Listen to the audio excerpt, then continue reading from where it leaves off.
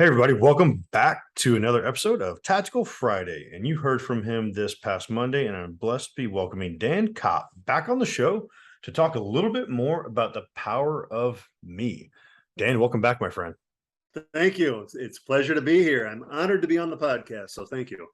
Man, I am super excited about this, and we riff about this a little bit. And I think this is the alignment that I love where, a lot of what I talk about is leading yourself before you lead others. And you highlight this in such a beautiful way with your book.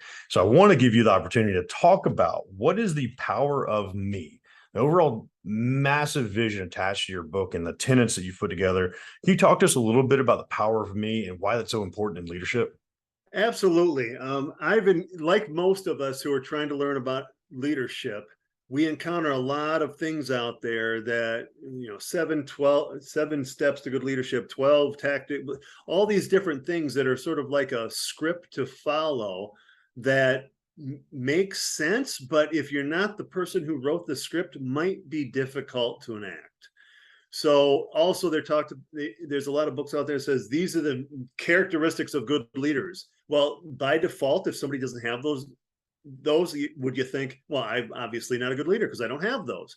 So taking those into account, I never read a book or encountered learning on leadership where I said, oh, this is it. I'm just going to follow these steps and I'm going to do it.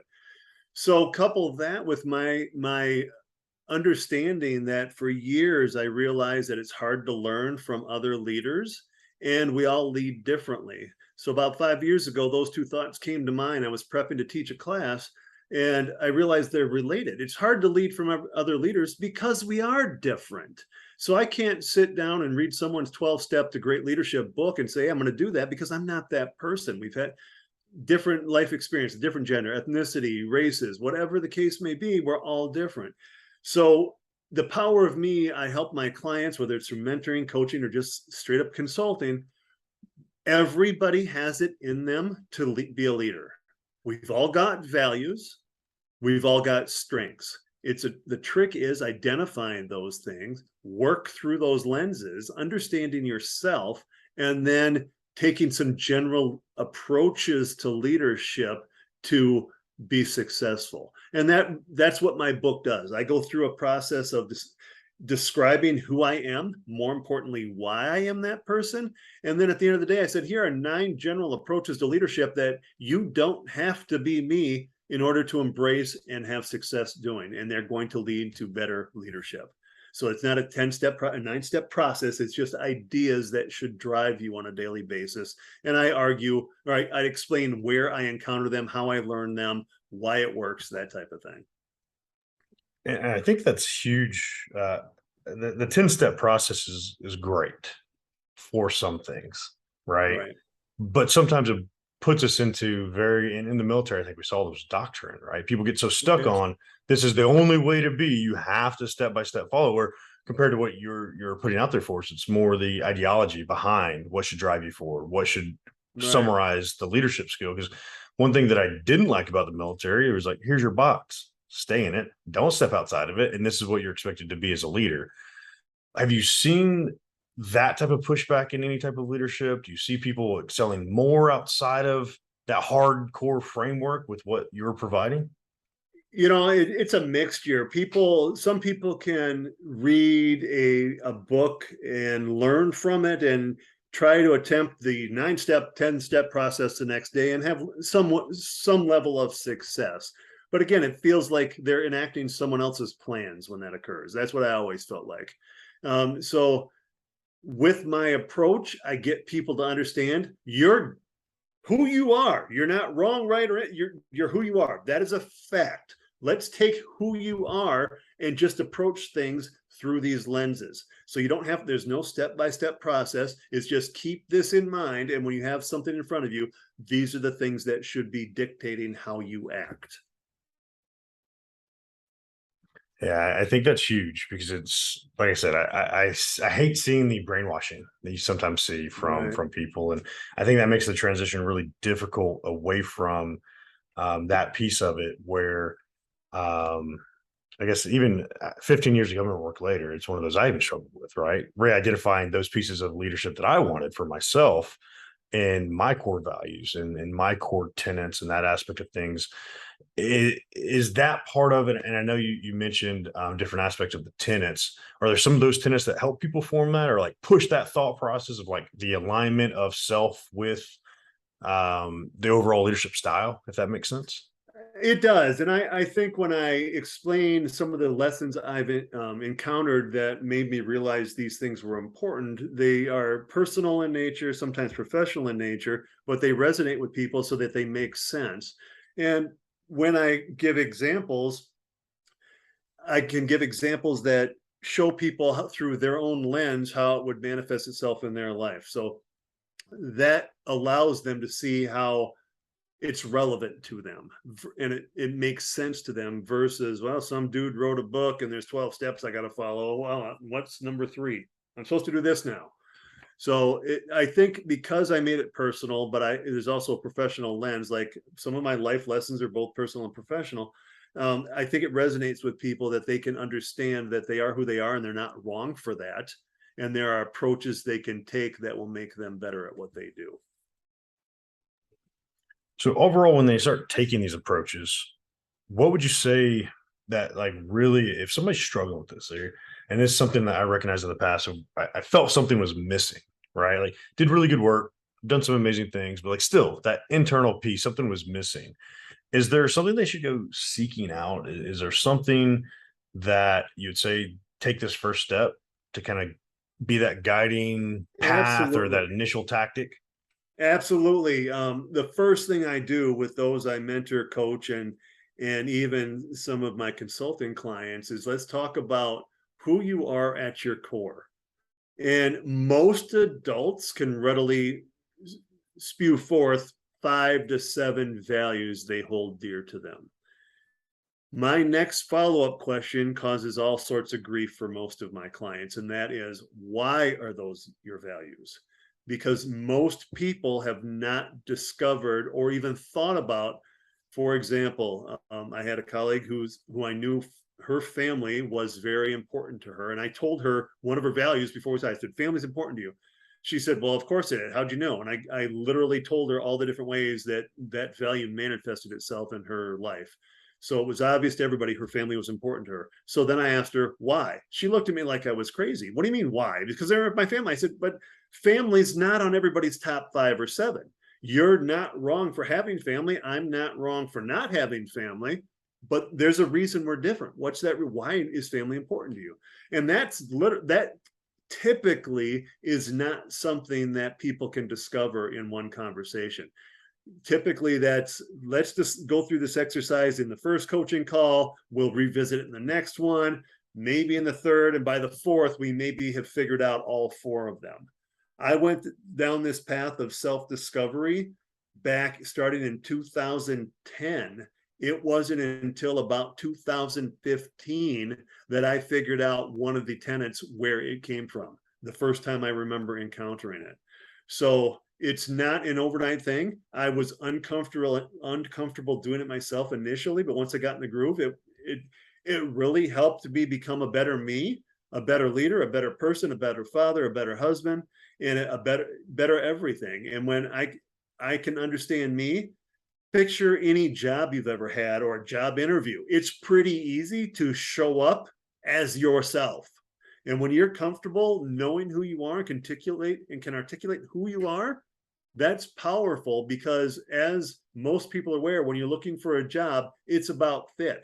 Here I am, here's why I am. If it's a good fit, great, I've got the job. If it's not a good fit, I shouldn't have the job anyway.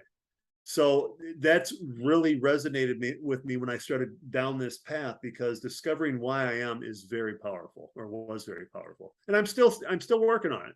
It's been 10, 12 years now that I've been thinking about this, and I know I'm not perfect. I think that's such a great piece to understand in creating that are re-identifying those pieces of yourself that you love and those pieces of things that make you who you are. You have to have grace attached to it. You don't walk into a gym, do one bicep curl and look like Arnold Schwarzenegger. Like you have to continually do the reps, Right, have the accountability, have a coach, for instance, that will right. keep you going down this path. Is that is that piece of it? Do you really think that part is so key, attached to the accountability, having that person of that world, a battle buddy in the military, right? That's what we Yeah, focused. absolutely. Because when you try to do things in isolation, whether it's in your job, you're a solopreneur, you live alone, it's easier when you have another point of view, which is one of my tenets that we could get to here in a minute.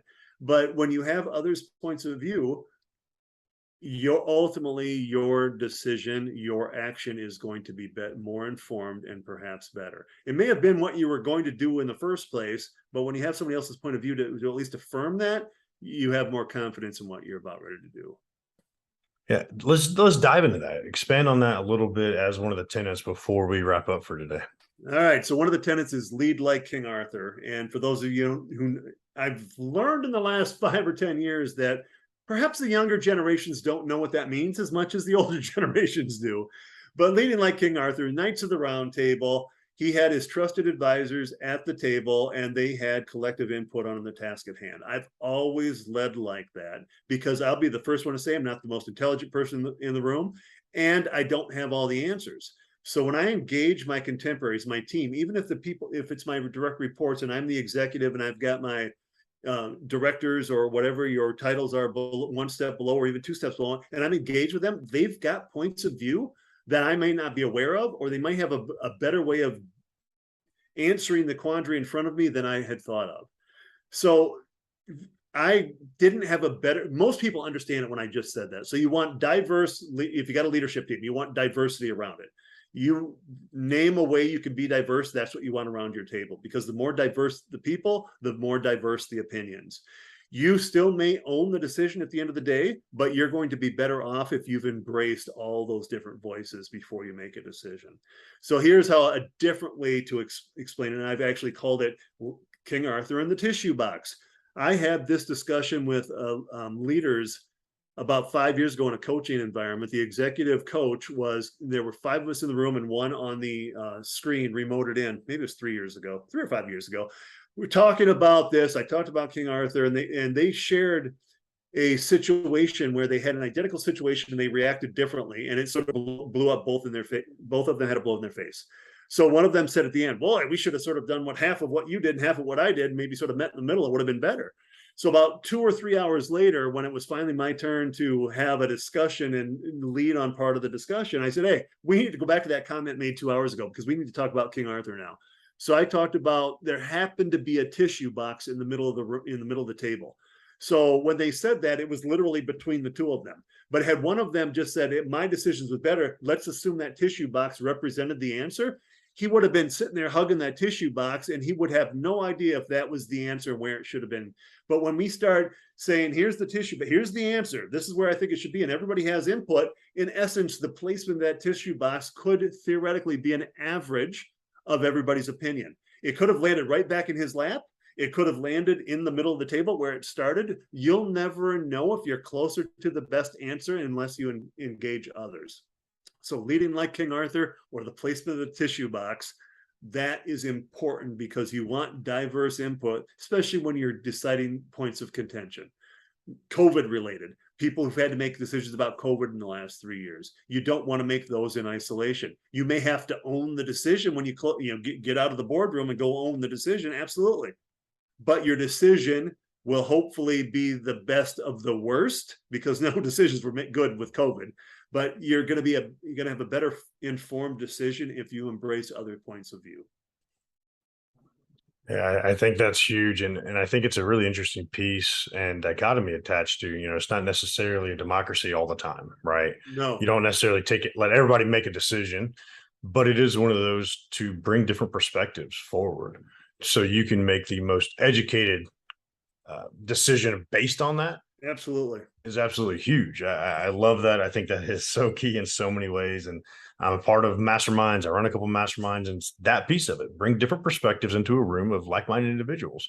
And if you don't surround yourself like that, or you surround yourself with yes people, yes, yes, yes, everything you say, all of a sudden there's stunted growth, stunted everything. Especially you personally, you become stunted. And I love that you brought that as a huge tenet attached to everything. Remind the audience, where can we find the book, where we can find more about you? What's the best way to get a hold of you? The book is The Power of Me Leadership, 9 tenets for every leader. Leading like King Arthur is one of them. I discuss how I discovered that and why I approach it. And there's an example of leading like King Arthur. It's going to look different in my world than it does in yours, but we both can do it. You don't have to be me to lead like King Arthur. You've got to rely on your team. I'll rely on mine. So it's on Amazon, both in print and an ebook. And you can reach me at dan@leadingbuffalo.com, dan@leadingbuffalo.com. And I do have a couple offers for your listeners. If you contact me and you want a free coaching session, the first 10 people who contact me mention this podcast, I'll hook you up with an hour free coaching session. And also through Dynamico, which we talked about in the other episode, where we work with employers and help them harness the power of their compensation system, which allows them to make connections with their employees, thus attracting people who fit and retaining them, which is huge. We'll knock off 20% off our licensing fee on that as well. So just mention the podcast when you contact me at dan@leadingbuffalo.com. You can also find us on the web at leadingbuffalo.com. Love to work with you. My legacy is the impact you can have on those around you. So I'd be happy to help you start reaching your potential immediately. I love it, Dan. I appreciate you. I appreciate you bringing not only your wisdom, but also that offer for those leaders out there to further themselves. So thank you so much for that. And I appreciate your time today, my friend. Well, I was honored to be here. So thank you.